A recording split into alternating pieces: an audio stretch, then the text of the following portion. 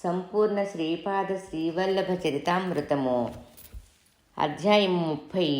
శ్రీపాద శ్రీవల్లభ మహాసంస్థానము ఏర్పడినది. స్వయముగా శ్రీపాదులు వారే సెలవిచ్చిన వృత్తాంతము. వాసవి అగ్నిప్రవేశము చేయుటకు గల కారణము. ఈ అధ్యాయములో 4 పేజీలు ఉన్నాయి. 1వ పేజీ. శ్రీపాద శ్రీవల్లభులు ధ్యానము నుండి ప్రకృతిస్థులైరి. శ్రీ ధర్మగుప్తులు ఈ విధముగా ప్రశ్నించిరి: మహాప్రభు, మీకు జయము జయము. ఆర్యమహాదేవి 102 గోత్రాజులతో వాసవి అవతారమున అగ్ని ప్రవేశమేళ వనరింపవలసి వచ్చినది. సంకల్పమాత్రమున విష్ణువర్ధన విమలాదిత్యుని శిరమును 1000 శకలములుగా చేసి సంహరింపవచ్చునే. అంతర శ్రీపాదులు వారు మందహాస వదనార విందులయ్యి ఇట్లనరి: నాయనులారా, గోదాదేవిగా మహాలక్ష్మి అవతరించినప్పుడు మధురభావమున శ్రీరంగనాథుని సేవించి తన ప్రభువులో ఐక్యమయ్యను. అగ్ని విద్య విశేషము. సమాధి అను వైశ్యఋషియే కుసుమశ్రేష్ఠి. పూర్వజన్మమున ఇయ్యబడిన వరమును అనుసరించియే ఆర్యమహాదేవి శ్రీ వాసవీ కన్యకగా అవతరించెను.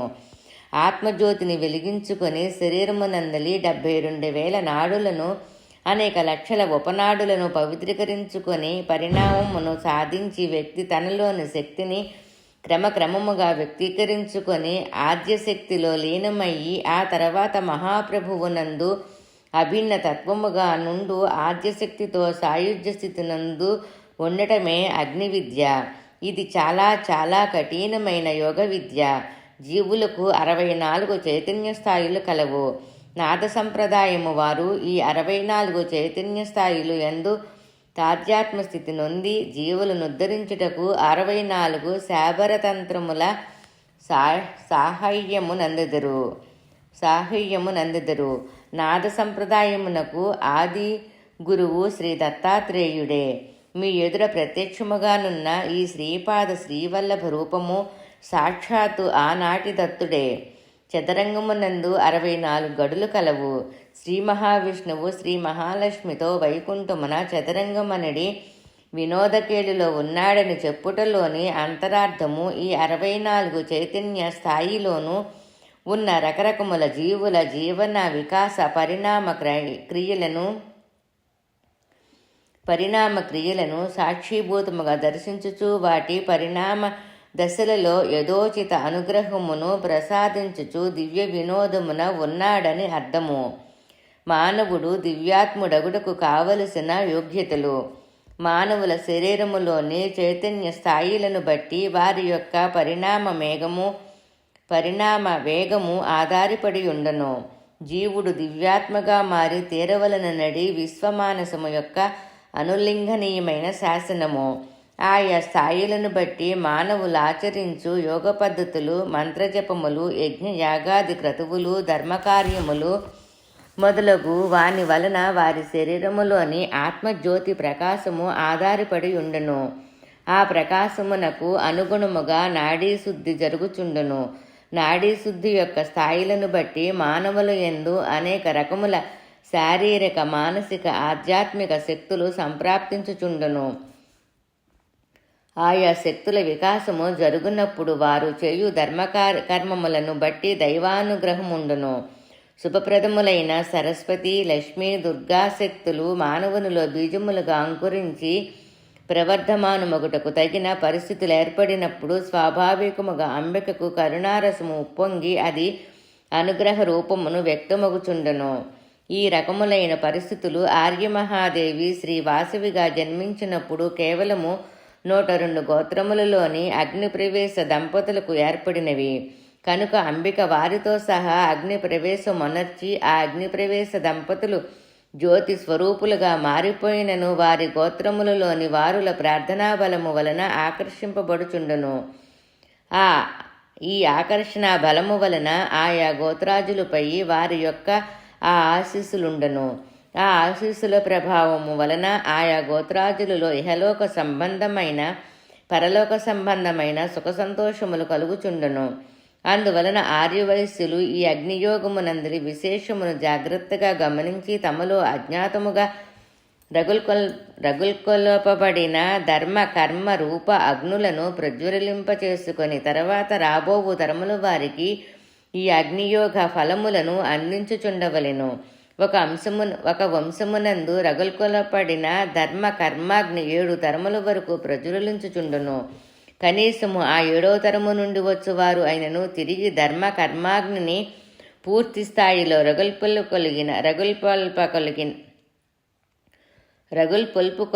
కొనిన ఎడల తిరిగి 7 తరముల వరకు అది జ్వజ్వలామాన్యముగా ఉండును. ఆ అగ్ని ప్రజ్వలినంత వరకును ఆయా వంశములలో 8 విధములైన భోగములను ఐశ్వర్యములను నడుచుచుండును. అవ్యక్తమును వ్యక్తము చేయునది అగ్నియే. పూర్వజన్మములందు మానవులు చేసుకున్న మహాపాపములు ఈ జన్మమునందు అనేక రకములైన కష్టనష్టములు ఇతిబాధలు వ్యక్తమవుచుండును. ఈ మహాపాపములు మంత్రతంత్ర యోగ దాన ధర్మ మొదలైన విధానముల ద్వారా విద్వాంసము చేసుకున్న ఎడల సుఖ సంతోషములను పొంద వీలుండును. వ్యక్తమును అవ్యక్తము చేయునదయ్యను కూడా అగ్నియే. ఈనాడు జీవులు చేసిన మహాపాపకర్మములు అగ్ని వలన అవ్యక్తములోనికి తీసుకొని పోబడును. అవి తిరిగి అవ్యక్తము నుండి వ్యక్తములోనికి తర్వాతి జన్మలలో వచ్చుచుండును. తీవ్రమైన దుష్కర్మ కానీ తీవ్రమైన సత్కర్మ కానీ చేసిన ఎడల ఆయా కర్మములలోని అధిక భాగము ఈ జన్మమునందునే ఫలితమిచ్చుచుండును. అందువలన మానవులు ఈ జన్మములో శుభప్రదములైన కర్మలను ఆచరించిన ఎడల ఈ కర్మలకు సంబంధించిన పుణ్యరూప స్పందనలను అగ్నిదేవుడు అవ్యక్తములోనికి తీసుకొని పోవుచుండును. అవి ఉత్తర జన్మమునందు వ్యక్తి స్థితిలోనికి వచ్చుచుండును. ఆర్యమహాదేవి అగ్నియోగమును అనుసరించి 102 గోత్రముల వారిని ఉద్ధరించుటచే ఆయా గోత్రముల యొక్క ఋషి పరంపరకు చెందిన జన్యువులను సంరక్షించు జన్యుదేవతల వద్ద బీజరూపమైన స్థితిలో అనుగ్రహ రూపమైన అత్యంత శుభప్రదములైన స్పందనములు నిలిచి ఉన్నవి. వారిని ఆయా గోత్రముల వ్యక్తి స్థితిలోనికి తెచ్చుకొనుటకు పుణ్యకర్మలను ఆచరింపవలెను. శ్రీపాదరాజం శరణం ప్రపద్యే. 30వ అధ్యాయము 3వ పేజీ. పుణ్యకర్మములను ఆచరించటం వలన వారికి రావలసిన పుణ్యఫలములతో పాటు అదనముగా బీజరూపమున ఉన్న అనేక శుభ ప్రదస్పందనలు కూడా వ్యక్తములోనికి వచ్చును. తద్వారా వారు చేయు స్వల్ప పుణ్యమును కూడా విశేష ఫలితము లభించును. ఇది అంతయును శ్రీ వాసవీదేవి యొక్క అనుగ్రహమున అగ్నిప్రవేశ దంపతులు త్యాగ ఫలితమనియు తెలుసుకొనవలెను. నాయనులారా, నేను చెప్పు దానిని బట్టి ఆర్యవైశ్య కులమున జన్మించుట మహా అదృష్టమని భావించుటలో తప్పులేదు. దీనికి ఒక విశేష విధి ఉన్నది. ఆర్యవైశ్యుడే జన్మించి పుణ్య రూప కర్మలను ఆచరింపక పాపకర్మములు తగిలియున్న ఎడల రావలసిన పాప ఫలితముల యొక్క విశేషమైన పాప ఫలితములు సిద్ధించును. దీనికి అగ్నిప్రవేశ దంపతుల శాపమును శ్రీ కన్యకాపరమేశ్వరీదేవి శాపమును ఉండునని గ్రహించుడు. సామాన్య మానవులు పాపకర్మము చేసిన వచ్చు పాప ఫలితము కంటే ఆర్యవైశ్యుడు చెయ్యి పాపకర్మములను వచ్చు పాప ఫలితము 1000 రెట్లు అధికముగా నుండును. అందువలన 102 గోత్రములలో జన్మించుట మహా శుభప్రదము, అత్యంత ప్రమాదభరితమని కూడా గమనింపుడు. తస్మత్ జాగ్రత్త. శ్రీ వాసవీదేవి నా దివ్య సహోదరి అని గమనింపుడు. మేమిద్దరము అనసూయామాత యొక్క అగ్నియోగమున జన్మించిన కవల పిల్లలుగా తెలుసుకొనుడు. మేము క్రోధమును చెందునెడల సర్వానర్థములు సంభవించినని తెలుసుకొనుడు. మేము సంతుష్టులమైన ఎడల సర్వశుభములు సంప్రాప్తించినని తెలుసుకొనుడు. అంతటా నేను శ్రీ మహాగురువులని ఇట్లు ప్రశ్నించి తిని, మహాప్రభు, మీకు జయము. శ్రీ వాసవి కన్యక మిమ్మలను తన యొక్క దేవస్థాన పరిసర ప్రాంతమున వెంకటేశ్వర రూపమున రమ్మని కోరినది కదా. దాని యొక్క అర్థమేమో వివరింపుడు. శంకరం భట్టు భవిష్యత్తులో నా మహాసంస్థానము శ్రీ పీఠికాపురములో నా జన్మస్థానమునందేర్పడునని తెలియము. నీవు ఈ చరితామృతమును వ్రాయుచుంటివి. దీనిలోని విషయములకు ప్రమాణమేమిటని ప్రశ్నించు మూర్ఖ శిఖామణులు ఉందురు. శ్రీపాద శ్రీవల్లభులే శ్రీ పద్మావతి వెంకటేశ్వరుని ఎట్లు నమ్మవలని ప్రశ్నింతురు.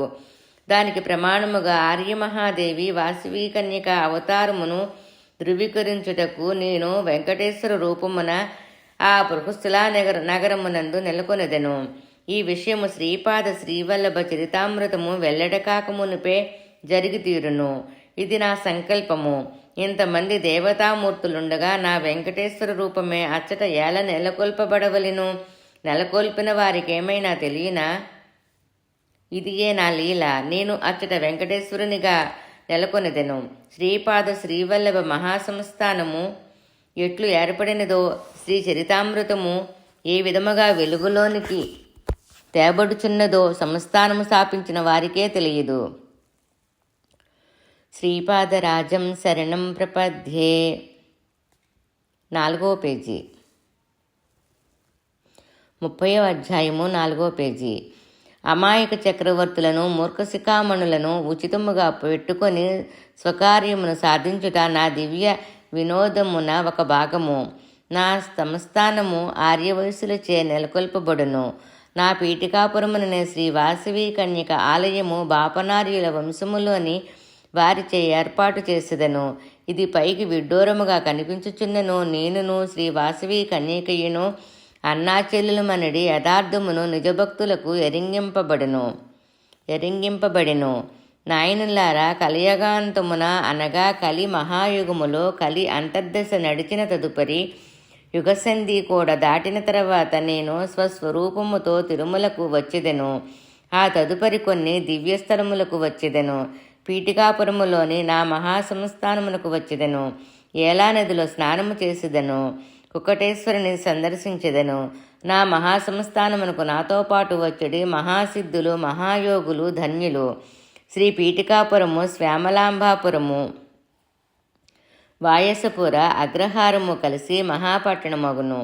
నా మహాసంస్థానమునందు దర్శన నిమిత్తము వచ్చువారుల చీమల బారుల వలె నుందురు.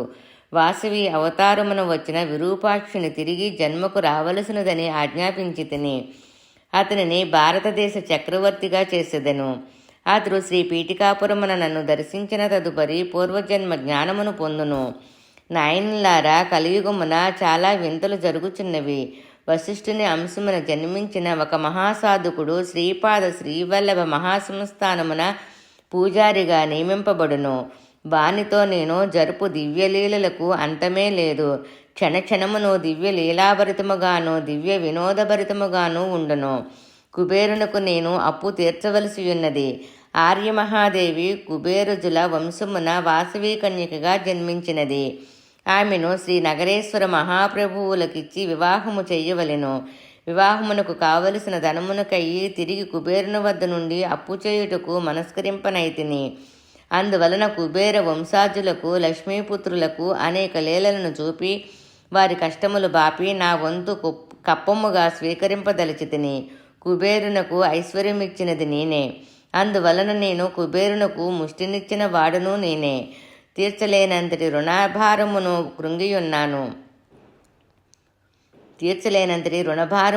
కృంగియున్నాను. అందువలన కుబేరుని నుండి నేను ముష్టి పుచ్చుకొనుచున్నాను. ముష్టిలో ముష్టిని వేరముష్టి అందురు. దర్జాగా దర్పముగా ముష్టినెత్తుటను వేరముష్టి అందురు. శ్రీపాదులు వారి దివ్య మందహాసమును చూచుటకు 1000 జన్మలైనను చాలవు. శ్రీపాద శ్రీవల్లభులకు జయము జయము. 30వ అధ్యాయము సమాప్తము.